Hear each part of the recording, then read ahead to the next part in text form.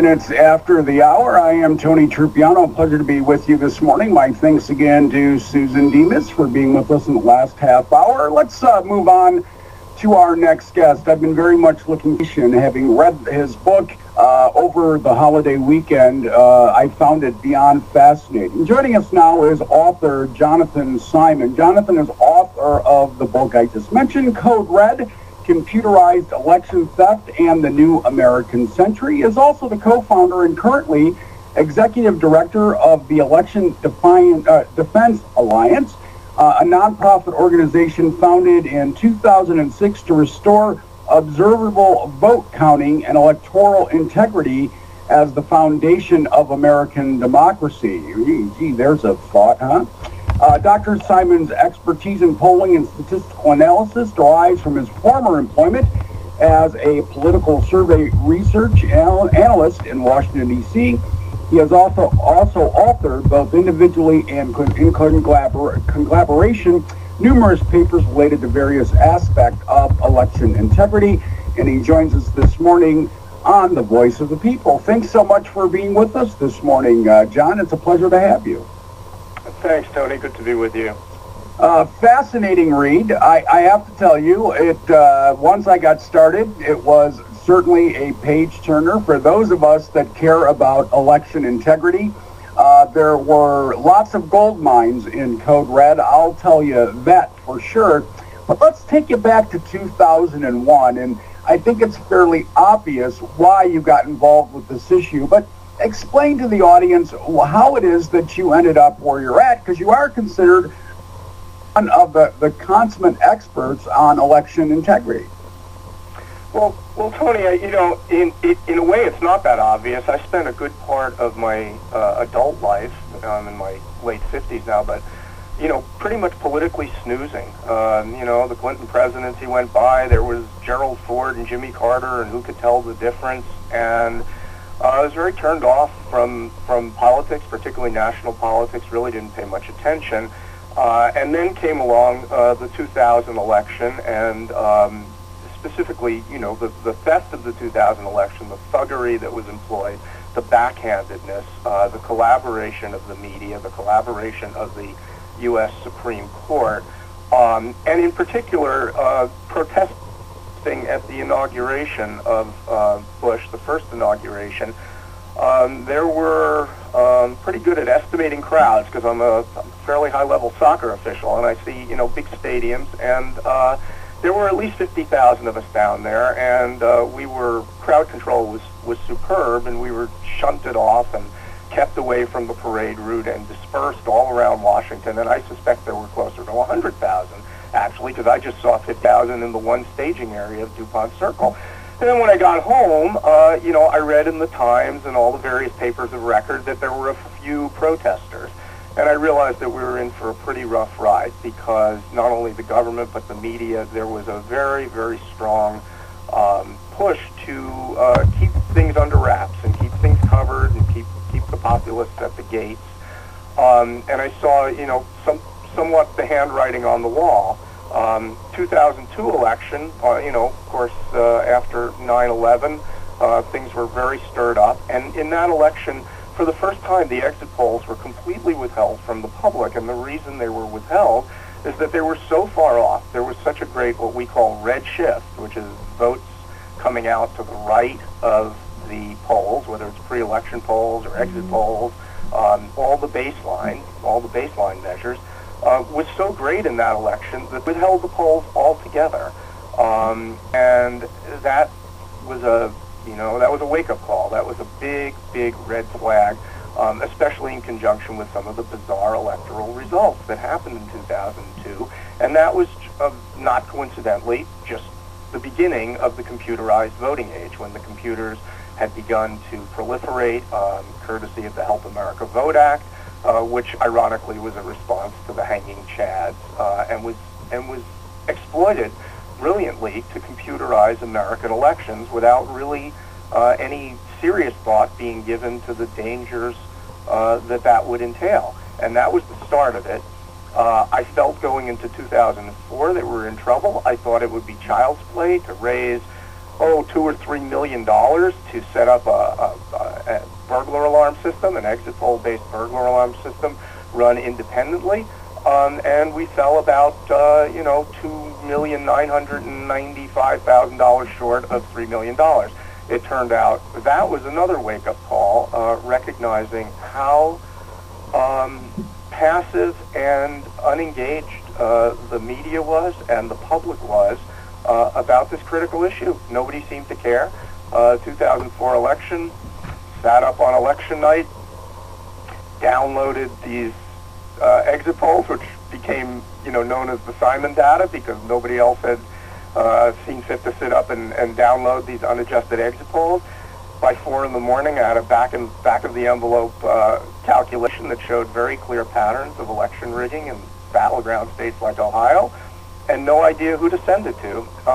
And eventually, it was put out on the internet a couple of days later by someone in New Zealand, of all places, and that was the start of the modern election integrity movement, or I don't know if you can even call it a movement, but the election integrity efforts that have been ongoing ever since, and unfortunately have not been very successful. We're in worse shape now than we have been at any point.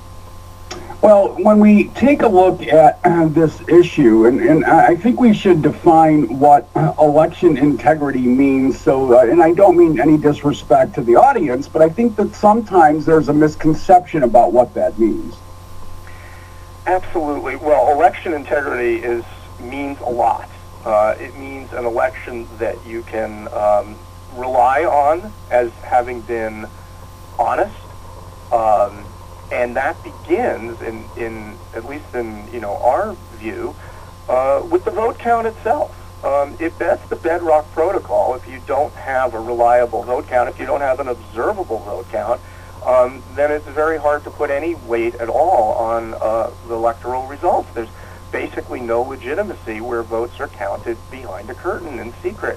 Other aspects of election integrity, of course, involve things like campaign finance, voter suppression, gerrymandering. There are all sorts of ways to gain political advantage. But we look at specifically the issue of vote counting, how your vote, my vote, everybody's vote are being tallied, and how reliable that process is, how subject it is to manipulation and interference and subversion, as being the fundamental aspect of election integrity, without which you basically have nothing.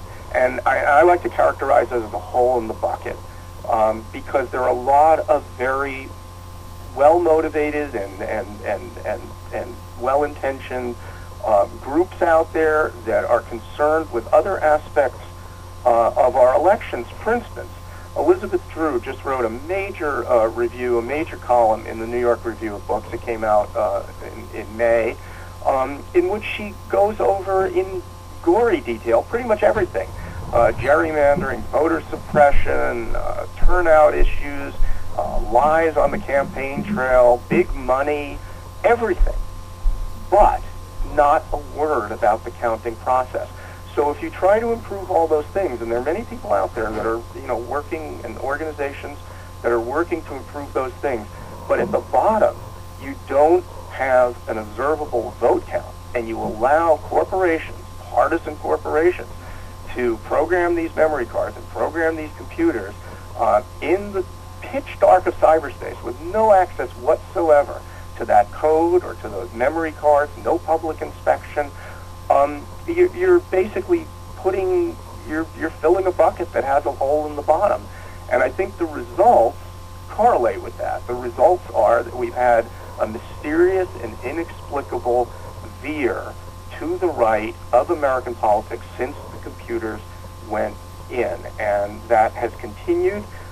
It's escaped full notice to some extent because the focus of Americans is so strongly, just like it's on the Super Bowl in football, it's on presidential elections. And the real coup here has been on the infrastructural level, state legislatures, the U.S. House, low on the ballot, down ballot elections, low scrutiny elections that are almost riskless, without risk, to steal, because there are no forensics possible, there are no baselines, and that's where the takeover has occurred, and it is a much more enduring one than the occupant of the White House. As a matter of fact, it's going to be very, very difficult to undo in this generation, within our lifetimes. Well, that's not encouraging news. My guest again is Jonathan Simon. He's author of the book Code Red, Computerized Election Theft in the New American Century. Before I get to my first caller, John, I do have a link to the website, and I do want to make sure that before we get out of here, we mention the Kickstarter campaign, because I think that's important. Can people buy the book, obviously, through the website? Can they get it at Amazon as well? Yes, absolutely. Well, the Kickstarter campaign is done, or at least that particular Kickstarter campaign is done, and we were successful in raising our goal, so we have, a modest pot of funds. Could use more, but to advertise Code Red, and that's the key. It's a self-published book, and the idea is to get it read.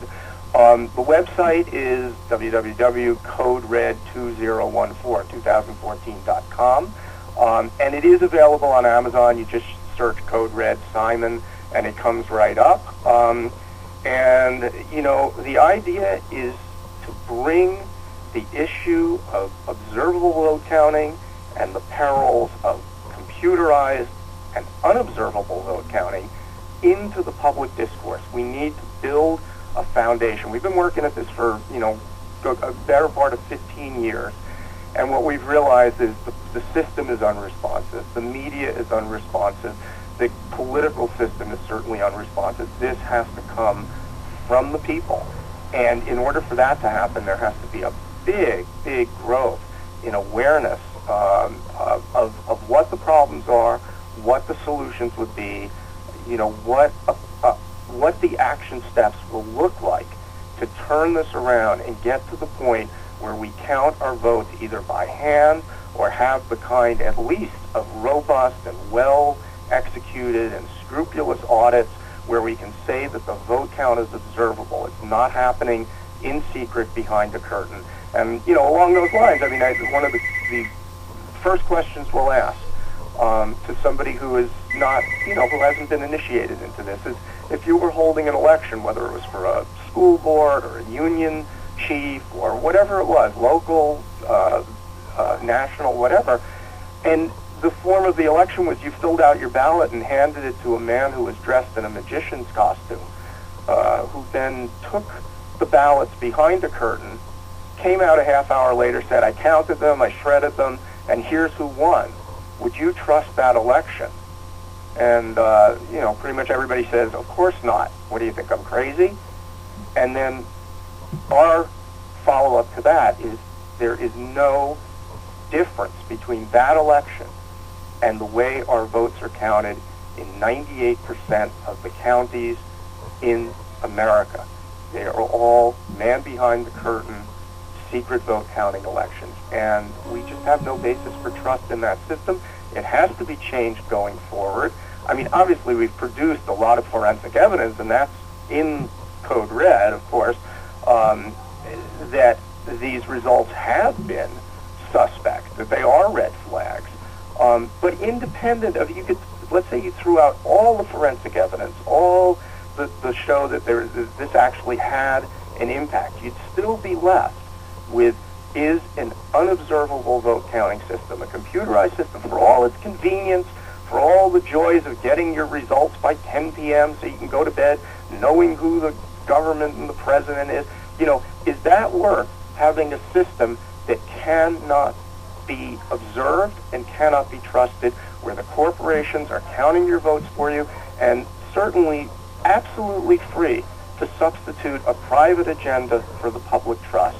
And that's what American democracy is now founded on and based on, and it's hard to call it a democracy in light of that.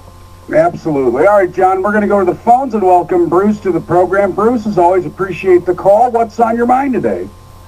Well, gosh, Jonathan, you just hit about all of the points I wanted to cover, but I wanted to ask you a couple things. One is, are you aware of who owns Dominion voting systems? That's an issue in Michigan, because I don't know if you're aware, but Michigan right now, we use scanners in Michigan, and they've reached the end of their useful life. We're now in the process, apparently, at the state level of replacing them across the state.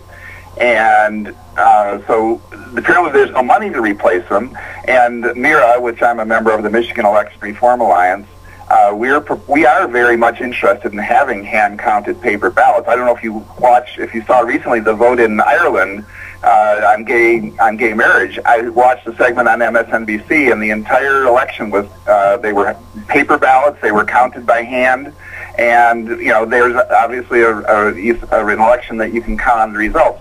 So what can we do to make what are you doing, I guess, besides writing the book, and how can we make our politicians aware of the problem that we have with just the fact of we can't count our votes accurately in the United States, and specifically in Michigan? Bruce, boy, that's a lot of territory. I thought I could just get away with writing the book and then go into retirement, but I can't. There's more to be done. Sorry, Jonathan, not going to happen. Yeah, not going to happen. You raise some really important issues because, first of all, not only in Michigan, but in many places around the country, the equipment is hitting obsolescence, and so the choice, once again, is upon us about what we're going to do and what we're going to replace it with. Corporations like Dominion, I mean, you can go on their website. Good luck finding out who actually owns them. They're slick websites, but they're highly secretive. They don't tell you much. I mean, I would just go by the name has always been a red flag to me. Dominion Voting, really,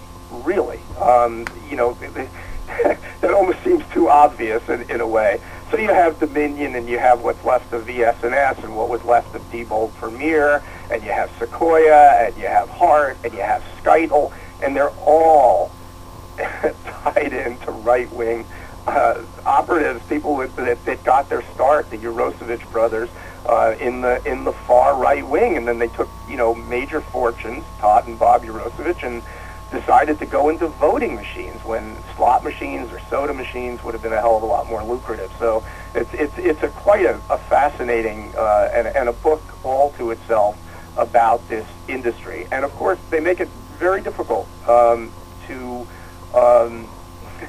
know what you're getting and what you're choosing. They're the ones who wind up doing the programming. The election administrators are most often don't have the technical chops, and they're in the dark. So it's a very, very dangerous system.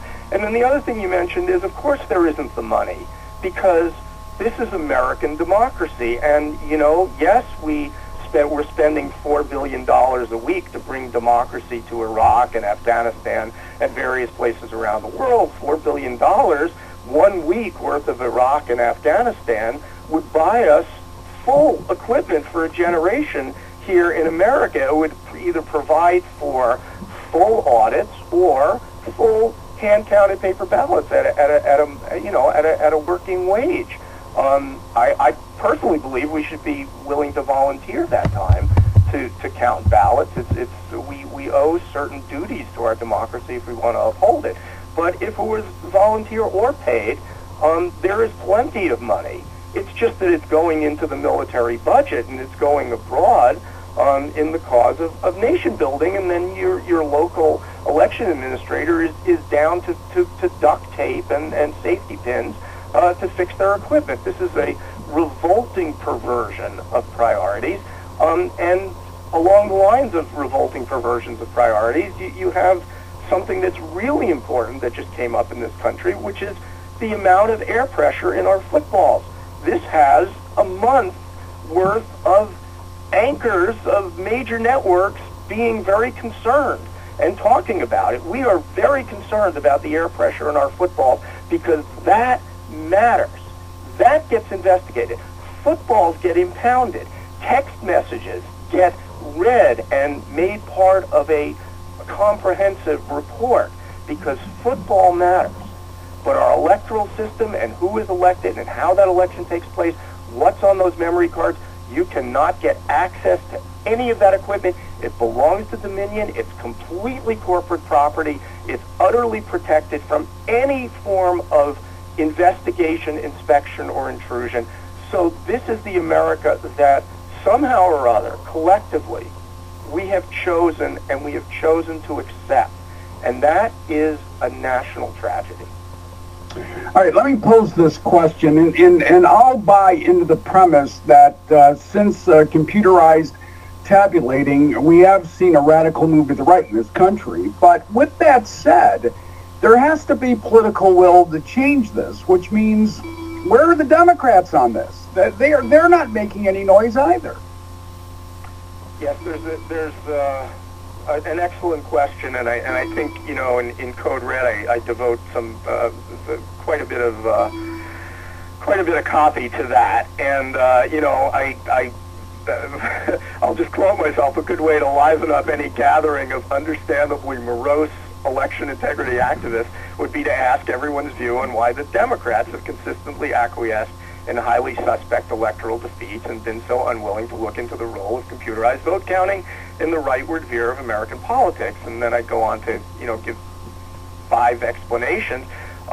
There's a variety of reasons. I mean, one is that the Democrats really aren't the victim here. The public, the people, are the victim. The Democrats are ensconced in power, whether they're the minority or the majority. They get their elections, they get paid. Certainly the politicians who are successfully in office, well, the system worked for them. If you're a Democrat and you're a senator or you're a House member or you're a state legislature, you got elected, case closed. If you happen to lose, the pressure on losing candidates to concede that night so everybody can go to bed, secure in the knowledge of who's going to be in office is incredibly strong. I mean, remember, Al Gore was under tremendous pressure to concede, and he had actually won the popular vote in this country, and he was still, considered to be holding up progress. So fighting it from an individual candidate standpoint can be a form of political suicide. The other thing is the Democrats are obsessed with turnout. They think they can defeat anything by getting more voters to turn out, and that's where I go back to the hole in the bucket problem. Yeah, you're putting more voters into the voting booth, and their votes are getting shifted or not counted. In the long run, you're going to lose. I mean, there are situations where you can swamp a rig with turnout. Let's bear in mind that there's a smell test for rigs, and if somebody's going to win an election by 25%, it's very unlikely that anybody is going to take the risk. There's an algorithm, a risk-reward algorithm, and you're not going to take the risk to shift 25% of the votes. That would probably get the attention of the New York Times, although not necessarily, but it would be a high-risk proposition. So Democrats think, if we talk about election theft and the insecurity of the election system, it's going to discourage a big part of their constituency, who already, being relatively marginal in society, have their doubts about the system, that they won't vote. And to some extent, that's true. They'll stay home. What's the point of voting? They don't count my vote.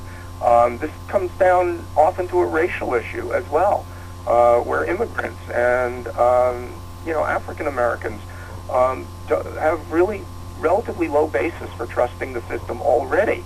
So they're afraid. Democrats are afraid to add this in, so there are a bunch of different reasons, and among them, and the one that I hold for last in my explanation in Code Red is what I call a religion, and it's a secular religion. It's a religion that says, this could never happen here. This is America. This is the beacon of democracy.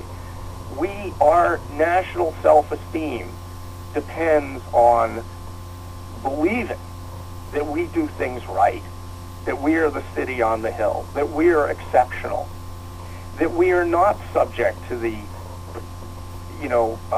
vulnerabilities to scandal that you'd see in the third world, that you'd see now in FIFA, that we saw in the Tour de France, that we see in all these other activities, Wall Street, Bernie Madoff, the just win, baby ethic.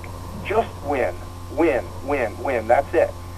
Well, we believe that America, founded by these wonderful founding fathers with this wonderful Constitution, and that is true in most respects, is immune to all this. And the Democrats believe that. They believe that it could never happen here.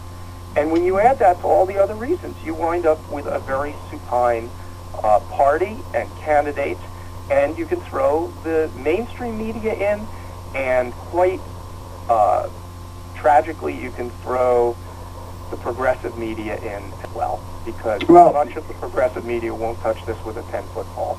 And unfortunately, we are out of time. So what I'm going to suggest, and I'll send you an email after the show, let's try to get you on either next week or the week after. I have a list of questions longer than my arm, and this is a conversation worthy of extending. I just don't have time today to do that. But Jonathan Simon, you have really done something exceptional with this book, Code Red. Again, I have linked to it on the Facebook page, so I want to encourage people to go there and click through. I do want to encourage you to pick up a copy, and you'll let us know when the next crowdsourcing campaign starts so that we can promote that for you as well. But I would like to have you back very, very soon so we can continue this discussion. Tony, I can't tell you how much I appreciate that, and it deserves all the airtime that it can get. It's quite central to our future as a country and to some extent as a planet, and I appreciate that you get that, and I would be more than happy to return and go through